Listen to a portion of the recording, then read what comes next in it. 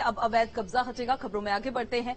Cabinet मंत्री चंदन राजदास ने निर्देश दिए हैं, अधिकारियों को सख्त निर्देश दिए गए हैं। अवैध कब्जों का निरीक्षण करने के निर्देश दिए गए हैं। अवैध कब्जे से जमीनों को बलपूर्वक खाली कराया जाएगा। अवैध कब्जा धारकों के खिलाफ कार्रवाई।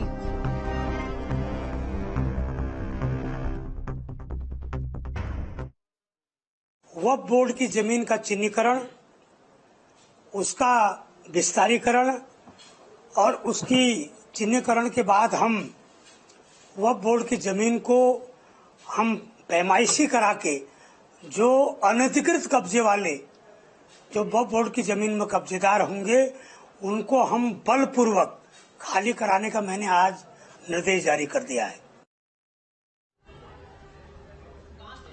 और चलिए खबरों में आगे बढ़ते हैं और अगली खबर जो सामने आई है वो खबर है पौड़ी से, जहां पर आपको बता दें कि पौड़ी बस हादसे पर मंत्री चंदन रामदास ने अहम बयान दिया है। उन्होंने कहा कि सीएम ने पूरे घटनाक्रम पर मजिस्ट्रेट जांच के आदेश दिए हैं। जांच के बाद दोषियों पर कड़ी से कड़ी कार्रवाई की जाएगी। कहा कि सरकार की पहली प्राथमिकता लोगों की जान बचाना होता है।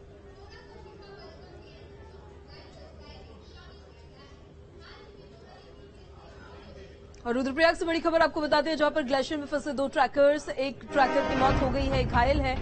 2 दिनों तक ग्लेशियर में ये ट्रैकर फंसे रहे। ज्यादा ठंड की वजह से एक ट्रैकर की मौत हो गई। घायल ट्रैकर को अस्पताल में भर्ती कराया गया है। केदारनाथ से 6 किलोमीटर दूर महापंथ ग्लेशियर में फंसे एक ट्रैकर की मौत हो गई, वहीं एक घायल हो गया है। दरअसल 2 दिनों तक ग्लेशियर में फंसे रहे ये दोनों ट्रैकर, ज्यादा ठंड के कारण ट्रैकर की मौत हुई है। यही इसके पीछे की वजह बताई जा रही है। केदारनाथ पैदल ट्रैक से केदारनाथ धाम जा रहे थे दोनों ट्रैकर्स। केदारनाथ धाम के 6 किलोमीटर ऊपर महापंथ ग्लेशियर में ये फंस गए। 2 दिन बाद इन ट्रैकरों का रेस्क्यू किया गया, लेकिन एक ट्रैकर की अत्यधिक बर्फबारी के कारण ठंड से मौत हो गई।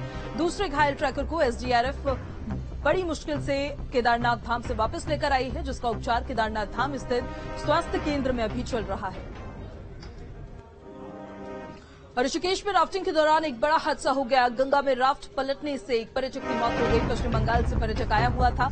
ये दल पूरा पश्चिम बंगाल से आया था। ऋषिकेश साहसिक खेल विभाग की बड़ी लापरवाही यहां सामने आई है। मौसम विभाग के अलर्ट के बावजूद भी राफ्टिंग कराई जा रही थी। साहसिक खेल अधिकारी बोले हैं कि हादसे की उच्च स्तरीय जांच अब होगी, लेकिन एक बड़ी लापरवाही जो है वो लापरवाही यहां पर सामने आ रही है। राफ्टिंग के दौरान यह हादसा हुआ। ऋषिकेश में गंगा में राफ्ट पलटने से एक पर्यटक की मौत हो गई। ये पूरा दल जो था पश्चिम बंगाल से ऋषिकेश आया था।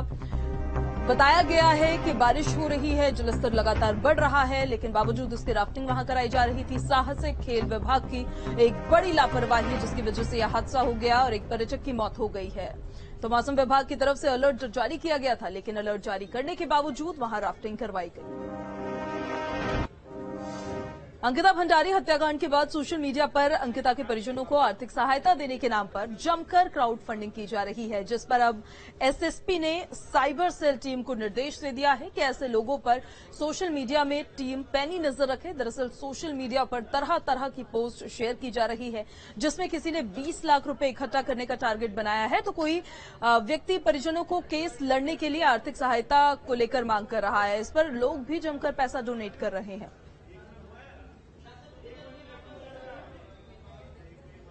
मैंने अभी तक किसी को नहीं दिया अपना अकाउंट नंबर। तो जगह जगह से ये लोग पैसे इकट्ठे कर रहे हैं मेरे नाम से, लेकिन मैंने ना मुझे जानकारी है, ना मैंने किसी को अकाउंट नंबर अपना दिया है किसी को। सरकार अभी कार्रवाई चल रही है, अभी तो मैं कुछ नहीं बता नहीं सकता हूँ।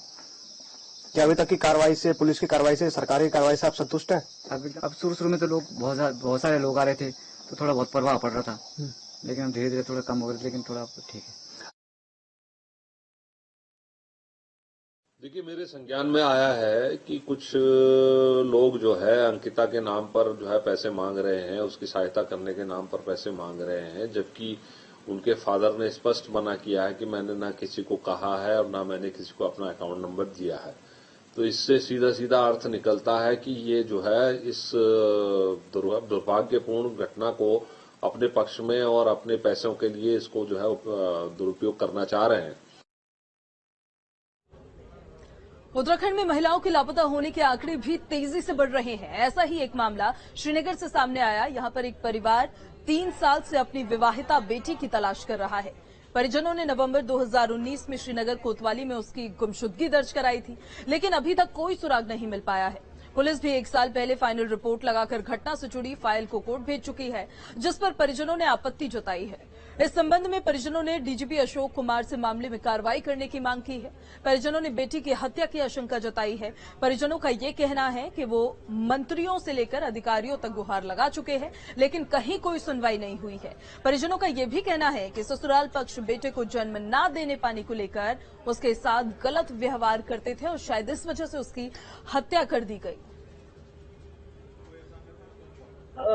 26 नवंबर 2019 का है और पुलिस ने इसमें गुमशुदगी की रिपोर्ट दर्ज की थी और पुलिस का कहना है कि हमने पूरी छानबीन की, लेकिन हमने उनको बार बार जाके बोला कि हो सकता है ये हमने मर्डर की आशंका भी व्यक्त की थी और दूसरा हो सकता है अगर सुसाइड हो तो, लेकिन सुसाइड की आज तक मतलब बॉडी बरामद नहीं हुई। जिनसे तथ्यपूर्ण तथ्य आ सकता था उनके बयान भी नहीं दिए, तो हमने फिर माननीय न्यायालय से क्लियर ये किया था कि सर ये मामला बड़ा संदिग्ध है और एक स्त्री से रिलेटेड है और बच्चे की चाहत में इस तरह का एक क्राइम हुआ है, तो उसकी जो जांच है वो या तो एसआईटी से कराई जाए या तो सीबीसीआईडी से चलाई जाए या सीबीआई से करा जाए। हमारी ये मांगे थी, क्योंकि माननीय न्यायालय के क्षेत्राधिकार।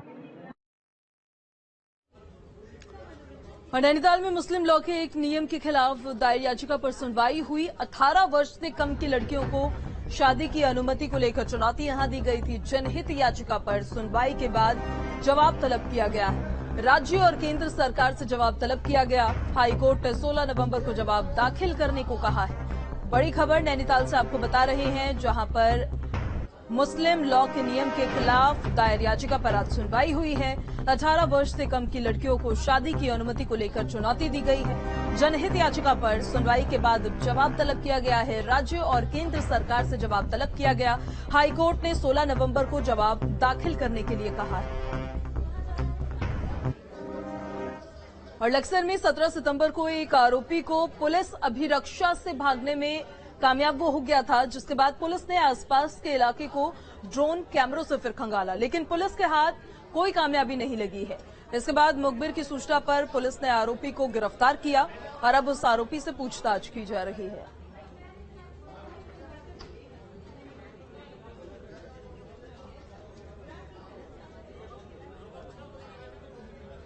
जिला जेल हरिद्वार से तारिक आया था यहाँ पर, और यहाँ तारीख के बाद जब उसको वापस ले आने के लिए गाड़ी पे ले आ रहे थे तो वहाँ से वो हाथ छुड़ा के भाग गया था। तो इसको जो है काफ़ी मुखबिरी लगी थी इसके पीछे, तो आज इसको अंडर पाटक अंडर ब्रिज जो है ये क्या नाम नौरोजपुर के से पकड़ा गया है और इसके कानूनी कार्रवाई की जा रही है इसके खिलाफ। और इसके साथ एक अन्य जो उसको भगा के जिसके सहयोग से भागा था उसको भी इसमें नामजद किया गया है। नीटू को भी इसमें नामजद कर दिया गया। और हरिद्वार में आश्रम में महिला ने आत्मदाह करने का प्रयास किया। आग लगाने से पहले लोगों ने रोक दिया। स्वामी यतीश्वरानंद के आश्रम का ये मामला है। पति पत्नी ने हाई वोल्टेज ड्रामा वहां किया है। पूर्व कैबिनेट मंत्री है स्वामी यतीश्वरानंद, जहां पर इस मामले को और ये पूरा मामला जो जहां से सामने आया है, हरिद्वार से बड़ी जानकारी आपको बता रहे हैं, उन्हीं का आश्रम है जहां पर महिला ने आत्मदाह करने का प्रयास किया, अपने आप को आग के हवाले करने की कोशिश की, लेकिन वक्त रहते लोगों ने देख लिया और उस महिला को अपने आप को आग लगाने से रोका, उसकी जान बचाई गई है। स्वामी यतीश्वरानंद के आश्रम का ये मामला है। स्वामी यतीश्वरानंद जो पूर्व में कैबिनेट मंत्री रह चुके हैं, उनके आश्रम में आत्मदाह की कोशिश की गई।